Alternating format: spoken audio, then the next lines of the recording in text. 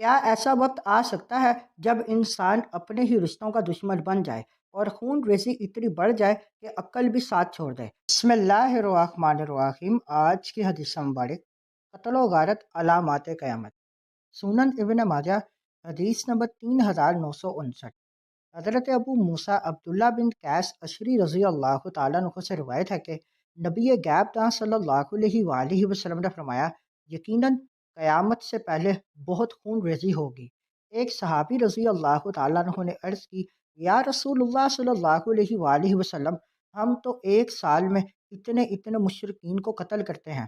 رسول اللہ صلی اللہ علیہ وآلہ وسلم نے فرمایا، یعنی مشرکوں کو قتل کرنا مراد نہیں بلکہ مسلمان ایک دوسرے کو ناحق قتل کریں گے، یہاں تک کہ آدمی اپنے پڑوسی، چاچا زاد بھائی اور اپنے قریبی رشتہ دار کو قتل کرے گا۔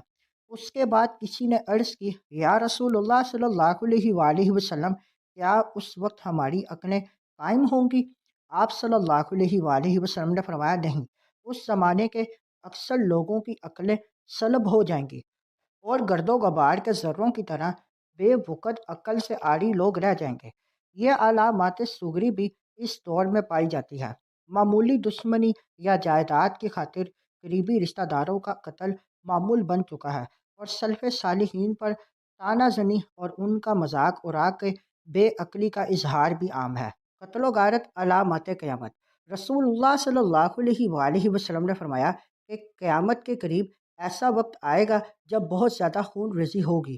صحابہ کرام نے سمجھا کہ شاید یہ کفار کے خلاف جنگیں ہوں، لیکن نبی کریم صلی اللہ علیہ وآلہ وسلم نے واضح فرمایا کہ مراد یہ نہیں بلکہ وہ دور ہوگا جب مسلمان خود آپس میں ایک دوسرے کو قتل کریں گے، یہاں تک کہ انسان اپنے پڑوسی، اپنے چچا زاد اور اپنے قریبی رشتہ دار کو بھی ناحق قتل کرنے سے نہیں رکے گا۔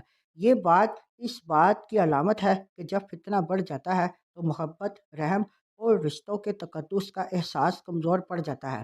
مزید یہ بھی بتایا گیا کہ ایسے وقت میں لوگوں کی عقلیں کمزور ہو جائیں گی، وہ درست اور غلط کی پہچان کھو بیٹھیں گے اور معمولی باتوں پر بڑے بڑے جرائم کر بیٹھیں گے۔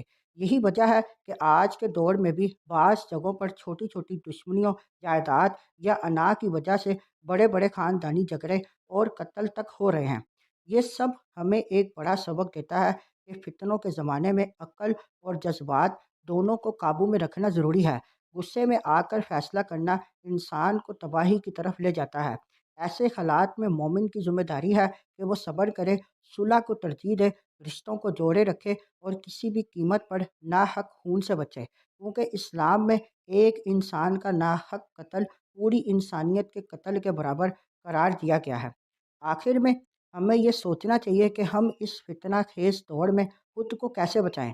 اس کا حل یہی ہے کہ ہم دین کو مضبوطی سے پکڑیں، عقل اور برداشت کو اپنائیں اور ہر حال میں امن اور اصلاح کی کوشش کریں۔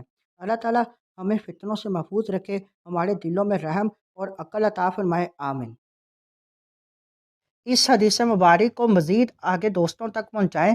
مزید معلومات کے لیے ہمارے چینل کو لائک اینڈ سبسکرائب کریں۔